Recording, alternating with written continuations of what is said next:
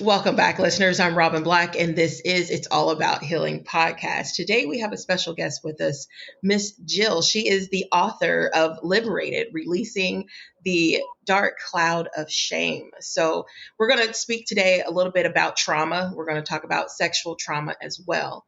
So, Jill, how are you today? I'm good. Thank you so much for having me. I really appreciate it. No problem at all. So, tell us a little bit about yourself and about your book.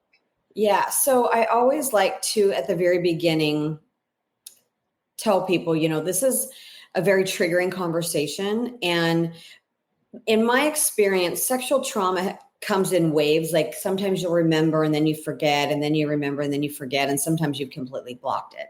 And so it's really, really, really important for me to know that you're protected, because I'm going to talk about something that people are not talking about. The way that my sexual trauma went, people are not having this conversation. And it's really my only hope and dream to collapse time for people so that they know if this is your story, I totally see you. I feel you. You get to love yourself. You get to forgive yourself. So I have some resources on my website, and I see that this is going to private chat.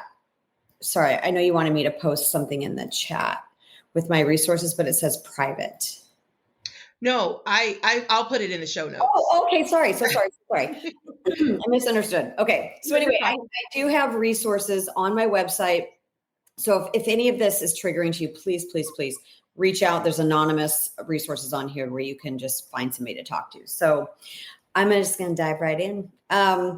And I also want people to know that, if you see me talking about this and I'm not super emotional about it, I've said my story so many times that it's lost its power over me. And so you get to know that that's something that you are able to access as well by talking about it, because shame cannot live in the light. So when I was 3 years old, I was molested, 3 or 4. I don't remember who did it. None of that matters. I forgave that person a long time ago, because I know hurt people hurt people. And it's really important in your healing to forgive. And you're not forgiving the person for them. You're forgiving that person for yourself, so that you can move through all of that and get to a place of healing for yourself. But what happened because of what somebody did to me is what I get to talk about. And trust me, I would have never chosen this for my purpose in life. This was God. And, but I get to be here as a resource and help for other people. But so what happened is, because of what somebody taught me to do sexually, I was experimenting with other children at a young age. I was experimenting innocently and curiously with other children. And I lived with debilitating shame for 41 years, because I thought I was the only little girl who ever did anything like that. Yeah. I think we froze. Like your screen froze. Oh, there it is. There we go. Yeah. Excuse me. Yeah. I thought I was the only little girl who ever did anything like this. And sadly, it's quite common and nobody's talking about it. So that's why we're here today, Robin. Thank you for giving me the space to do this with you. No problem at all. So tell us a little bit about that. So you said that it happened, unfortunately, when you were about 3 or 4. So when did it kind of take over for you? I think I was around 7. I was in between the ages of 7 and 12 when I started acting out. Yeah. And what exactly were you doing to kind of, what do you call it, replicate what happened to you? Well, I was doing what somebody taught me to do sexually, know, so I was acting out in the same way that somebody taught me to do. And unfortunately, with sexual trauma too, it's not, it feels good. So little kids want to experiment with that because they don't know any better. They don't know this is wrong. Right. Absolutely. Absolutely. And did those other children, did they just kind of just jump on board, or were they kind of uncomfortable? Like, how did you know yourself that it was wrong, or did you not know yourself at that age that it was wrong? I didn't know that at that age that it was wrong. Yeah. No. And so what age were you when you started realizing this isn't right? Yeah. Well, at the age of 12, and this is in my book, which is why I'm able to share about it. At the age of 12, an adult caught me in the closet with another child. And that adult said, little kids go to hell who do that. Mm-hmm. And, there's that pivotal point. Every child is going to have something in their life that messes them up a little bit. It just happens. Every parent can be as careful, or every adult can be as careful as possible, but you're going to do something to mess your kids up. Mm-hmm. And this adult said that to me. And at that moment, there's two different kinds of shame. There's shame, and then there's toxic shame. Right. At that moment, toxic shame became part of my life. And the debilitating level of the impact that it had on me over my 41 years was very intense. And that's why it's called toxic shame, because toxic shame is deeper than just, regular shame. Yeah, I understand that. Wow. So how did it affect you? I know you said it's toxic shame, but how? Yeah. And for me, it showed up in 3 different areas of my life. Number 1, I had an eating disorder until I was 41 years old. Mm-hmm. I was bulimic. 2, I wasn't connecting with men. I would be out somewhere and a man would walk in and look at me, and I would immediately look down. Mm-hmm. And I figured out later that I was like, oh my God, I can't let a man truly see who I am, because how could a man love me if he knew what I'd done? Yeah. And now, after all the work that I've done, I'm like, how can a man not love me, knowing, how much I've done to heal, and just, getting through all of that. And then it also affected me in business. I'm a serial entrepreneur. Right now I have 4 businesses. Mm-hmm. But, really, and the best way for me to describe it is kind of imposter. I think, well, maybe not everybody, but certain people suffer from imposter syndrome. And that's what really affected me, is, really taking my businesses to that next level. And I remember I've been involved in different business organizations, and I was involved in this amazing organization called Entrepreneurs Organization. It's called Mm-hmm. EO. And I remember sitting in a room with these people and thinking, oh my God, these people are brilliant. Like, they're creating these amazing businesses. Why am I here? Like, I'm not smart enough to do this. So Mm-hmm. those are the 3 areas that really, really impacted me and my life. I like that. And what are your 4 different businesses? I have an event business. I've been doing corporate events for 23 years. I have a wine business, which is really fun. And then I do vacation rentals. I have a property that I rent out as a vacation rental. And now my new business is really, talking about the book. And my goal is just to get on stages and be an inspirational speaker for people to know that they get to, I'm really into manifesting. So they get to live a beautiful life. They get to create. I have a morning practice that I co-create with God. We do this little dance every day, and it's really, really, really beautiful. So those are the 4 things that I have my hands in right now. I like that. That's beautiful. So tell us a little bit how you were able to overcome this trauma mentally. Girl, how long do we have?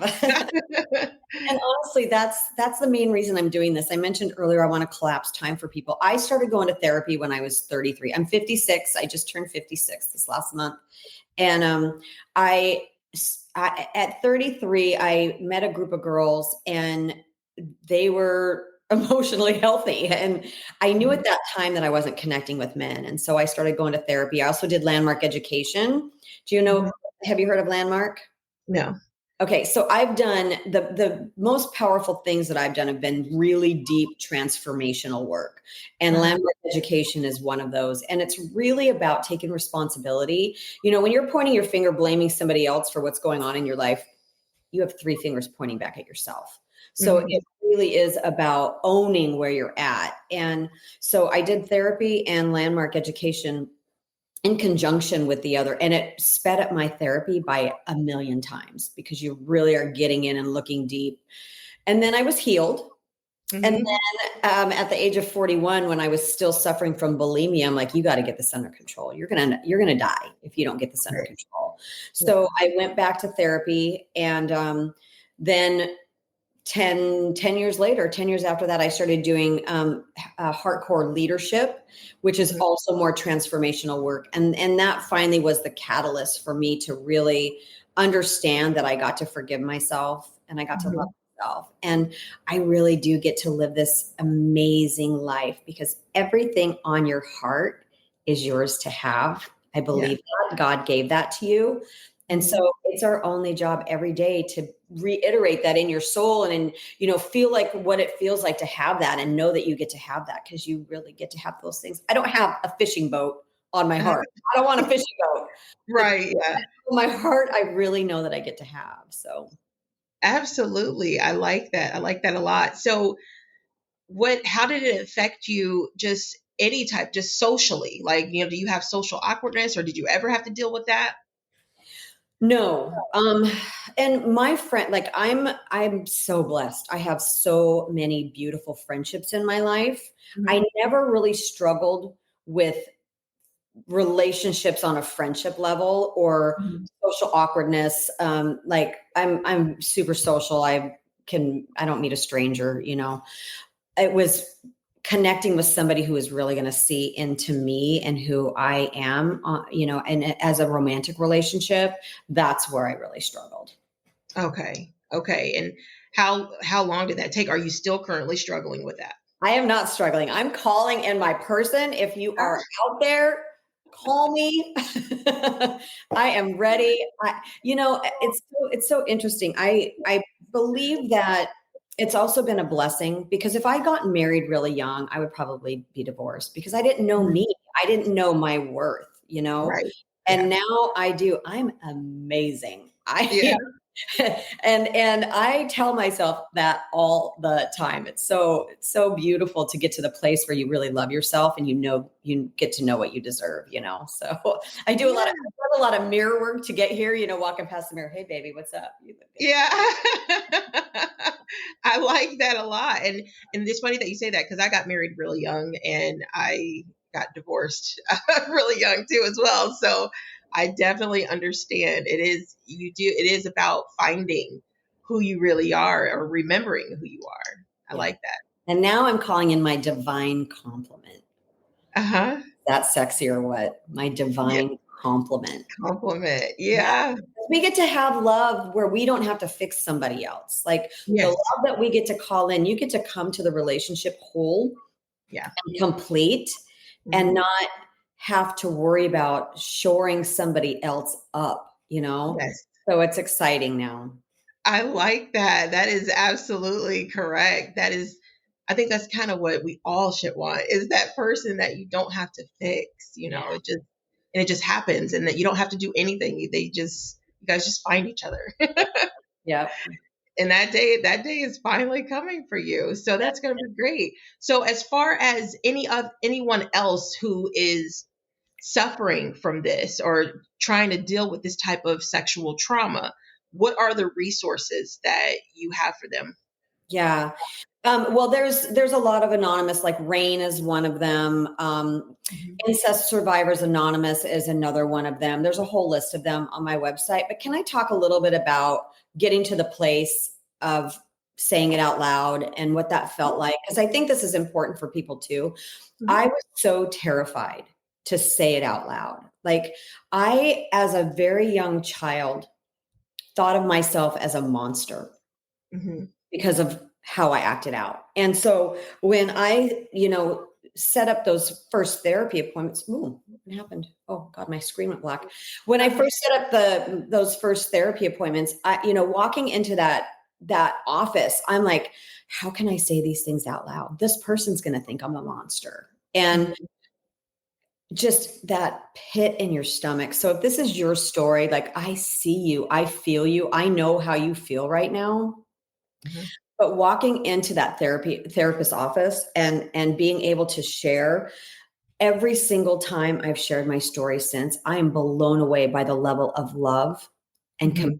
compassion and understanding and kindness that has been on the other side of me saying those words out loud. So Mhm. whatever you are telling yourself about what it's going to be like to share your story so that you can start to heal is a lie. I promise you. I promise you. I promise you.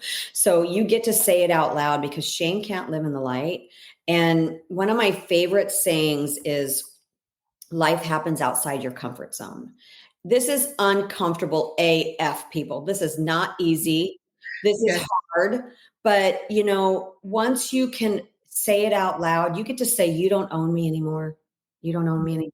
I get to live a beautiful life. And you get to live a beautiful life, because life on the other side of healing is magical. Yes, Yeah. absolutely. And in order to start to heal, you're able to remove that guilt and remove the shame as well. And you kind of own, hey, this happened to me, but now I'm healing and now I'm here to impact the lives of others. And I Yeah. believe that you are making a huge impact Thank you. on others as well. So tell us a little bit about your book. Yes. Thank you. Called Liberated, Releasing the Dark Cloud of Shame. And the book's really beautiful. I didn't want to write a book. When I surrendered to this purpose, all I wanted to do was get on stages and shout my message from the rooftop. And I have a friend who's an international speaker, and he's like, if you want to get on stage, you got to write a book. I'm like, I don't want to write a book.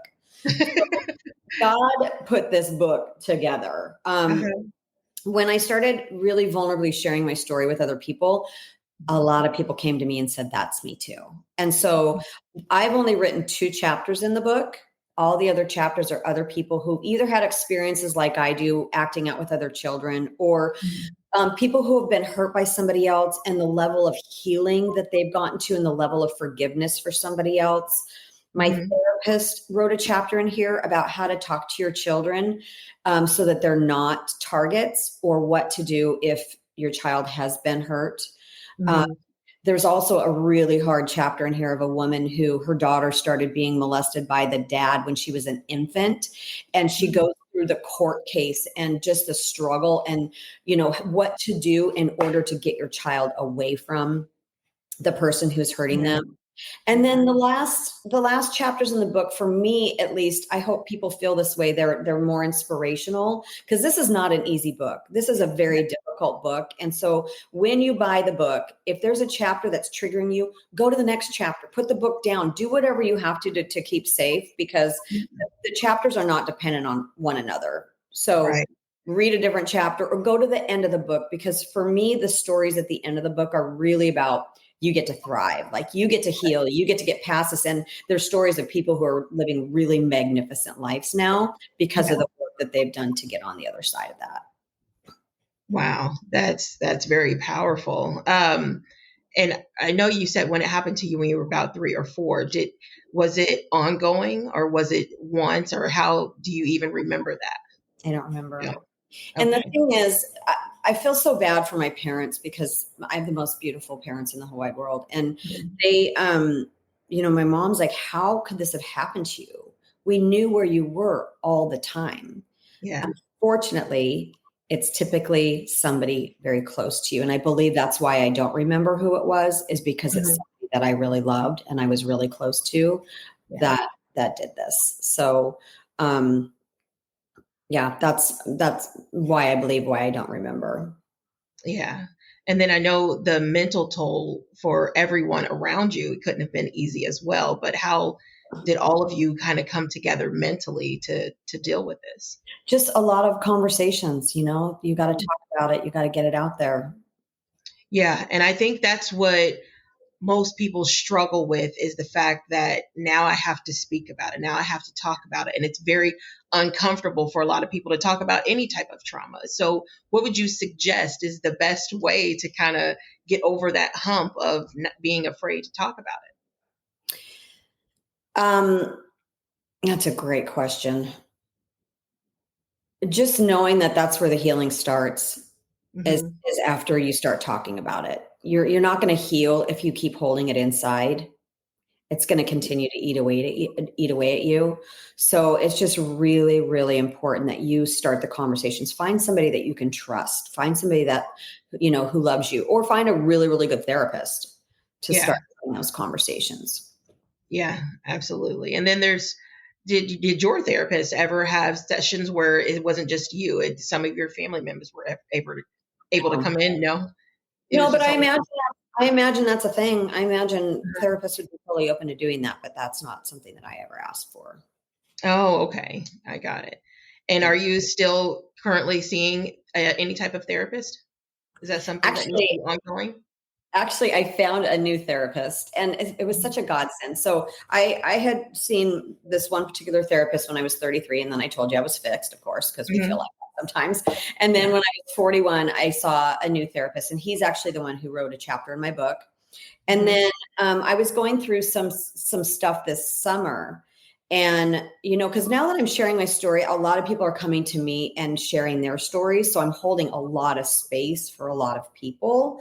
And so I just needed to get some support around that. And he was booked.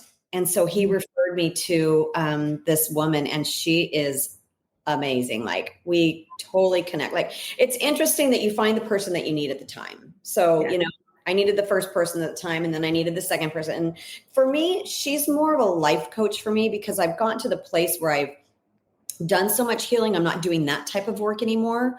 I'm doing work around right now on what does it look like moving into this new phase of my life? Because right now I'm looking to find affiliate partnership, because I'm not a therapist.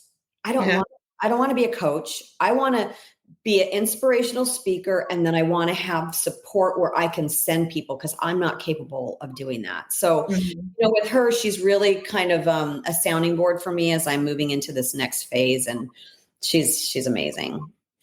Yeah. That's great. That's good to know.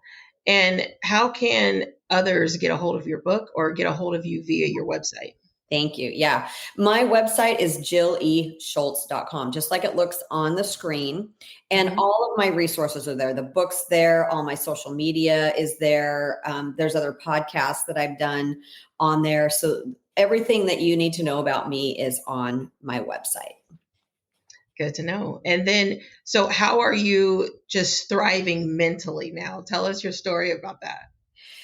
Yes, that is me doing my morning ritual. I get to wake up every morning, and I put on, as I'm waking up, this is the best time to do it. As you're waking up, don't look at your phone, don't do anything. Put on some sort of meditation, because you are in that space. Your mind is in that clear space where it's the best time to manifest. So I start the morning by just listening to a meditation, and then I get really quiet. And I meditate by myself, and I ask God, what do I get to do today to move whatever I'm accomplishing today forward? What does that look like? And sometimes it's, I had mailed all the books out to all of the contributors. And sometimes it's just like, mail your books. Sometimes it's like deep stuff, it just depends. But I really have gotten really, really good at listening to my inner self and listening to my intuition. And that's so fun. Yes, it is. Yes, it is. It takes a lot to start knowing how to do that. You have to honestly go through a lot just to be able to get a handle of, let me listen to my intuition and let me know when God's speaking to me and telling me what to do next. So I love hearing that. That is beautiful. So I love this saying. And I do, every week I do a Monday morning motivation. I do a power coaching call, like a little 3-minute clip on my social media. And I do Jill's joke of the day. And then I love music. So I'm posting songs. So you're going to see all this stuff on my website. But next week we're going to post Success Leaves Clues. Yeah. And I love that so much. And I was Googling it. And when you Google it, it doesn't delve to it. From what I found, it only talks about business. Like, it says, somebody else has done this before, follow their example.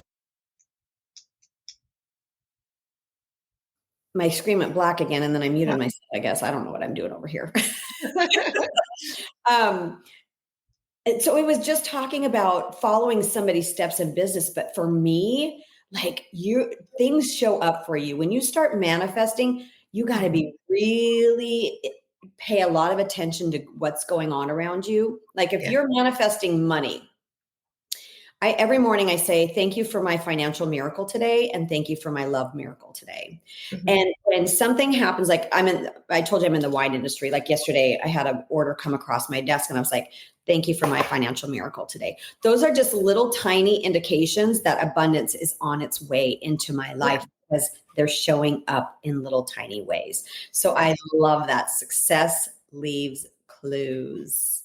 I love that. And tell us a little bit about your winery. That seems so amazing. Well, I don't have a winery. I work with a family called Boisset, and Uh-huh. it's a direct sales company. So I have a team of about 650 people who are Uh-huh. also out there selling fantastic wines. And the wines are really beautiful. They're out of Burgundy and Napa and Sonoma. The collection is incredible. So Uh-huh.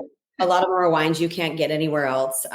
Yeah, it's a really, really fun business. So if you want to Nice. get in the wine industry, reach out. Me. All right. Well, that is everything that I have. And again, what is the what am I trying to say? Now I can't talk. What is the word that I'm looking for? I can't believe I just went blank. Right. What would you anyone who's in trouble or any type of anything, what would you suggest? Yeah. Well, my favorite saying is life happens outside your comfort zone. Mhm. So, you really get to look at look at that one thing in your life that keeps nagging at you. I have a questionnaire on my web. I have a couple different questionnaires or worksheets that you can access. One of them is called Uncover Your Shame. Mhm. And the other one is 7 critical steps to healing. The Uncover Your Shame is if you really are trying to figure out what your trauma is or what you're dealing with. I Mhm. love the question on there. One of them is, what is one thing only you and God know? Yeah. Yeah. That. So you can access any of that stuff on my website too, but just find somebody to talk to, say it out loud. That's the first step. You get to say it out loud, even if you are writing it in a journal, or even if you're standing in front of a mirror, whispering it to yourself, start saying it out loud. You get to get it out of your body. Yes, I agree with that. And the word I was looking for was recommend. So I'm glad. I don't know why I went blank, but I got it now. So, but thank you so much, Jill, for coming on and speaking with all of us today. Yeah. Thank you, Robin. It was a joy to be here with you. No problem. And again, everyone, I'm Robin Black, and this is It's All About Healing Podcast. Everyone stay blessed. Again, I'm your host, Robin Black, and this is It's All About Healing Podcast. If you're navigating grief, toxic relationships, trauma, financial pressure, or the slow work of rebuilding after setback piled upon setback, this channel is for you. Our community now spans 118 countries, proof that real stories travel and that healing accelerates when we carry one another. Share your story, lend your voice, and let grace turn pain into purpose. Book your podcast in the link below and share your story. Be sure to like and subscribe, and don't forget to hit that notification bell. Wherever you are in the world, good morning, good evening, and good night. Stay blessed.